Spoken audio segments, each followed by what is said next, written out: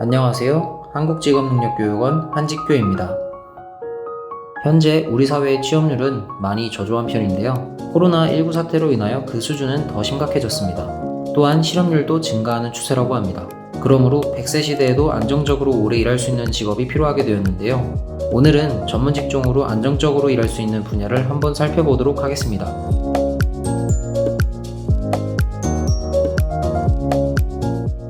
4차 산업 시대가 도래하게 되면서 많은 종류의 직업이 생겨나고 있는데요. 그 중에서 사물인터넷과 정보보안 분야는 국내뿐만 아니라 세계적으로도 많은 관심을 갖고 있는 분야입니다. 이에 우리 정부도 4차 산업의 핵심 산업으로 육성하기 위해 전문가 양성과 인력 수급에 많은 노력을 기울이고 있습니다. 그럼 한번 살펴볼까요? 먼저 사물인터넷 전문가는 우리 주변에 있는 사람, 사물과 관련된 데이터를 인터넷으로 연결시켜 새로운 정보를 생성하고 활용하여 이를 통해 새롭게 가치 있는 것을 만들거나 이전에 없던 편리함을 사람들에게 제공합니다. 사물인터넷의 대표적인 적용 분야는 홈 IoT와 자율주행 등이 있습니다. 사물인터넷은 정부가 앞으로 키워나가야 할 신성장 산업으로 여기고 있으며 또한 미국, 일본, 중국, 유럽 등 해외 주요 국가에서도 핵심 산업으로 육성하고 있습니다.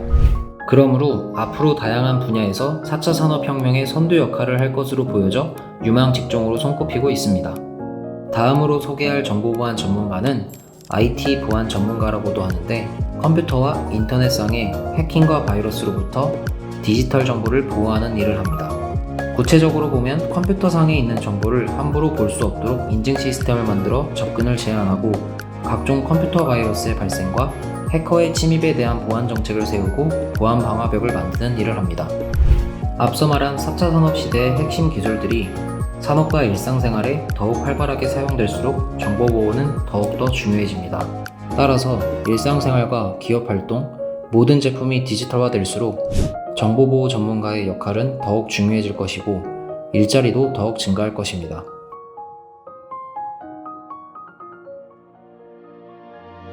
우리나라 전력 소비량은 전 세계에서 꽤 높은 편에 속하고 여전히 꾸준하게 증가 중인데요. 코로나19 사태로 인해 집에 있는 시간이 많아짐에 따라 그 증가폭은 더욱 커졌습니다. 코로나 이후에도 전기는 풍력, 태양광 등 신재생에너지 증가로 인해 전기 분야의 수요는 더 많아질 것이며 관련 직종에서는 당연히 기술과 지식을 갖춘 인재를 더 원하기 때문에 전기기사, 전기산업기사, 전기기능사에 주목해볼 필요가 있는데요.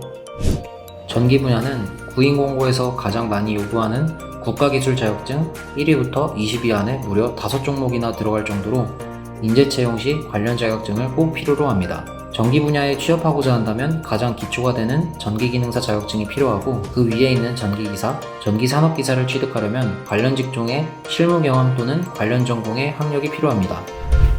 전기 관련 직종은 앞으로도 수요가 꾸준할 것으로 예상되며 늦은 나이에도 시작할 수 있다는 장점과 많은 나이에도 꾸준히 일을 할 수 있다는 장점이 있습니다.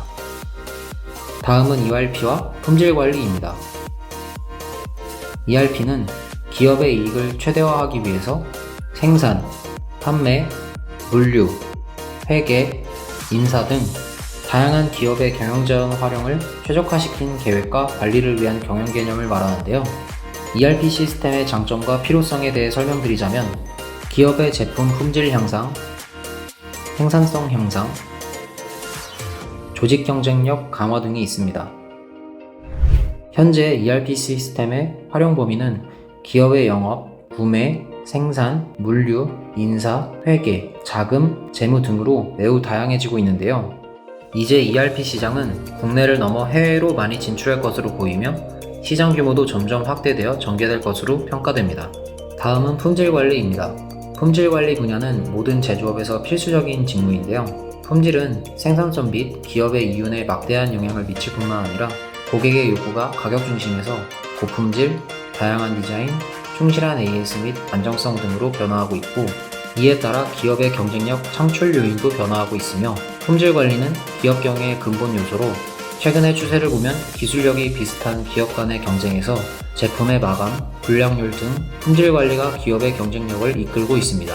기업 경영의 근본 요소로 품질 경영 체제의 적극적인 도입과 확산이 요구되고 있으므로 품질 관리의 수요가 지속적으로 증가할 전망입니다.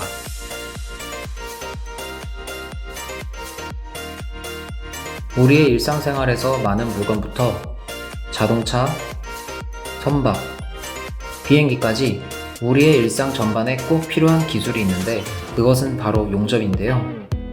용접은 뿌리 기술로서 기초산업부터 최첨단 산업까지 수많은 제품과 산업들에는 필수적입니다.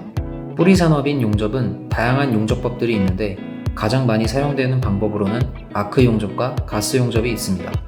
용접은 뿌리 산업인 만큼 우리나라 산업과 밀접하게 맞닿아 있고 다른 직종에 비해 급여가 높다는 점과 개인 프리랜서로서 활동이 가능하다는 점, 그리고 나이가 들어서도 얼마든지 활동이 가능하다는 점이 용접을 배우고자 하는 분들에게 장점으로 다가가고 있습니다.